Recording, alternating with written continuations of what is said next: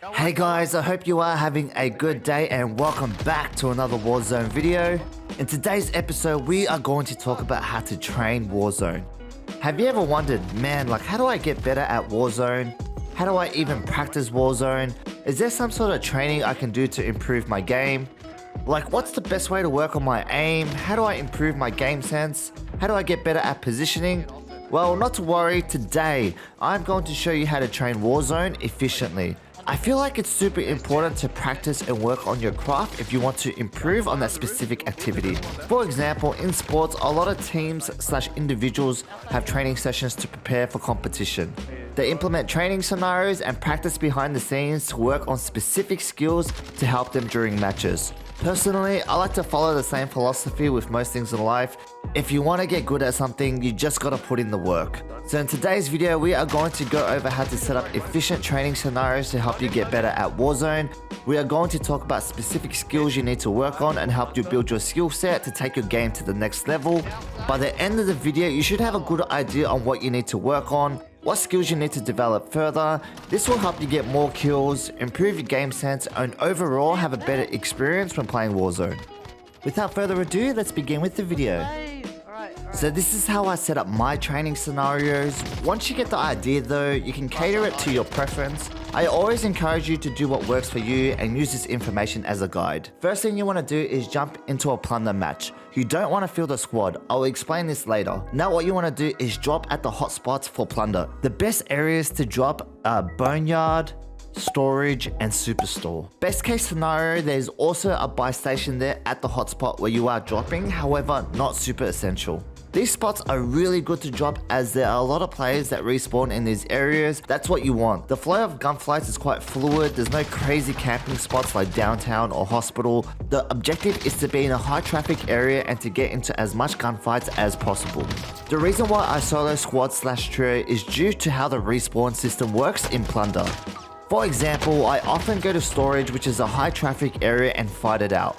Every time I die, I instantly respawn in the same area, which makes my sessions very valuable as I'm constantly getting into gunfights and gaining experience. I noticed that when you are in a squad, when your whole squad gets wiped out, you respawn in the middle of nowhere like farmland, and then you have to make your way all the way back to the hotspot. If you are not comfortable solo squatting yet, you can still use this training method with squad mates. Just make sure someone stays alive so you don't get spawned halfway across the map. I'll leave this up to you guys. Now what you want to do is try to get into gunfights and focus on specific skills. Plunder is a great way to emulate Warzone and get you super comfortable. When I train, I can consistently get 20 to 30 bombs while trying to improve at the same time. I noticed skill-based matchmaking is not cranked up to the max, so it'll give you a chance to experiment and work on your gameplay without being too punished. Here are some skills/concepts you should consider when training Warzone. Tip number 1, using audio cues. I notice when I play Warzone, I should be utilizing audio way more than I should. The pros call it sound whoring. I know, very appropriate name, but you ever notice when you're watching the top streamers, they seem to know where the enemies are, they seem to be in the right place at the right time. It's because they are using audio cues to predict where the enemy will be and they can plan accordingly.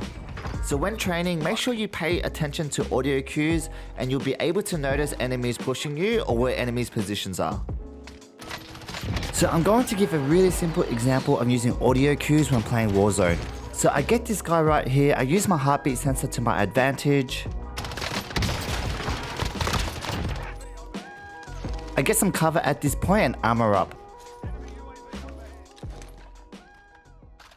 So I'm just going to pause it right here. This is where I hear the footsteps to the right. Knowing that, I can plan accordingly and take out the enemy.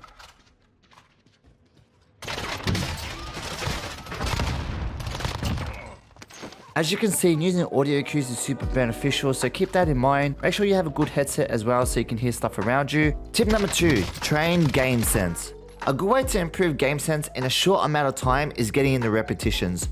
Using this method, you're getting into 30 to 40 gunfights in like a 10-minute session, which is great.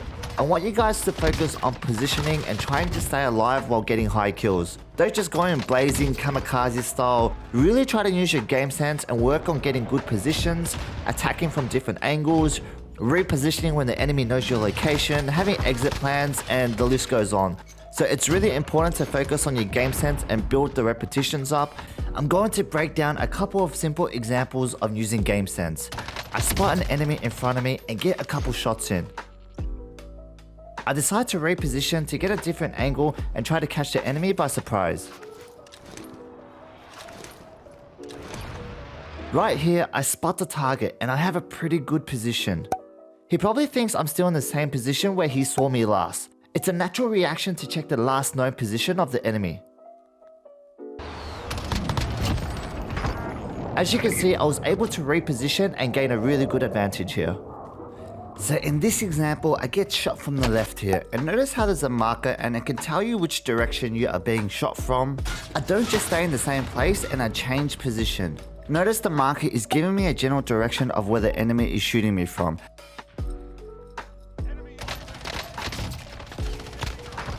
Again, I was able to reposition and get the kill.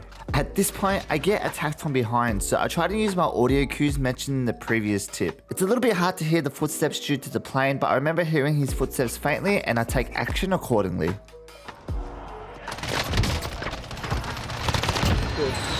It's really useful using those red markers to be able to tell where the enemy is shooting you from. Also using audio cues to be able to predict when the enemy is pushing you, so make sure you try that in your own gameplay as well. Really quickly, I just want to say thank you to everyone who are watching my videos. I really do hope these are helping you guys out. The channel is currently at 14,000 subscribers. I really appreciate all you guys. Shout out to all my subs. Thank you for the support. If you enjoyed the video, remember to smash the like button. If you are interested, remember to sub to the YouTube channel. I make a lot of Warzone tips and tricks videos. We cover aiming, movement, how to get more wins, and much more. Without further ado though, let's continue with the video. So tip number 3 is practice movement with gunfights. Plunder is a perfect place to play around with movement during gunfights. Training gives you the ability to experiment with new techniques and refine moves you already know. If you need some help with movement, make sure to check out my movement video that I've already made. The link will be in the description. If you are interested, go check that out after this video.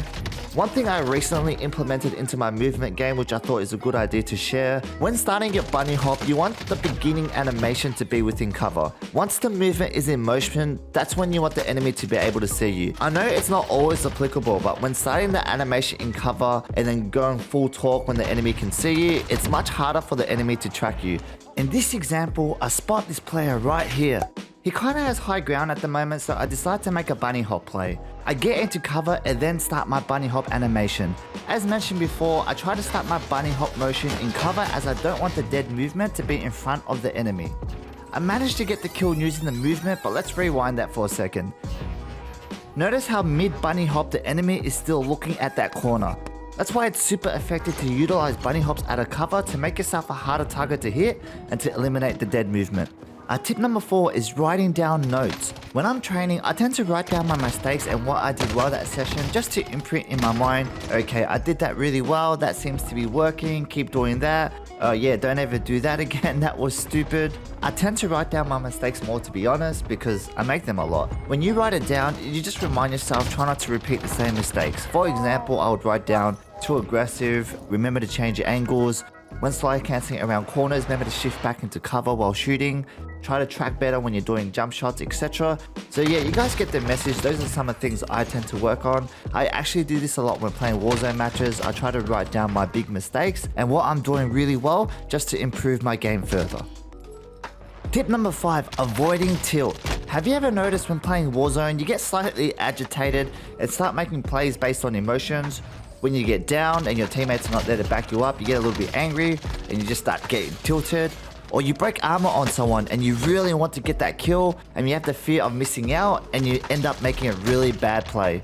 Well, I was experiencing that a lot and I noticed my decision making was declining due to letting tilt and fear of missing out on kills affecting my game. I would probably make a separate video on this subject, but in short, you don't want to be tilted and you don't want to have that fear of missing out on kills.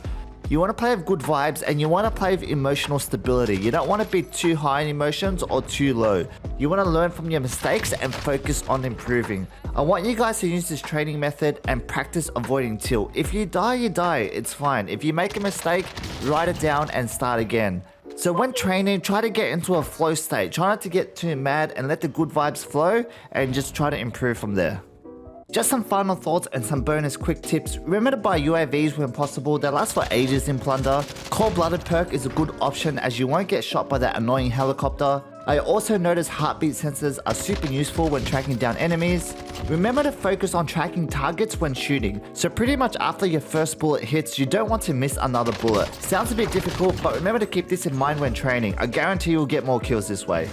You can also incorporate custom lobbies if you have multiplayer. You can set up bot lobbies and practice your gun mechanics there. I do that a lot as well.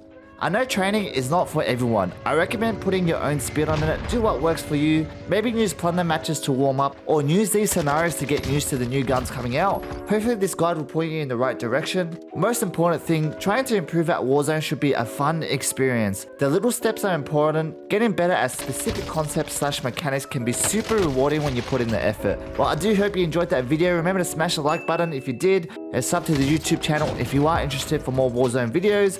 So guys, that's it. Good luck on the Warzone, and I'll see you guys next time.